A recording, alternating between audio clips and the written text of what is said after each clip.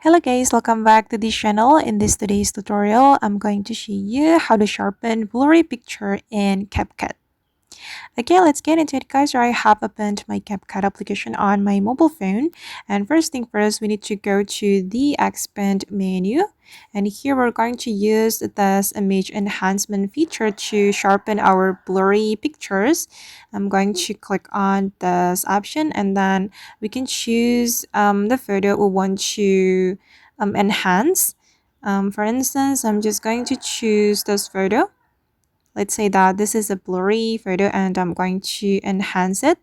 We can click on edit and we just need to wait for a moment until the process completed.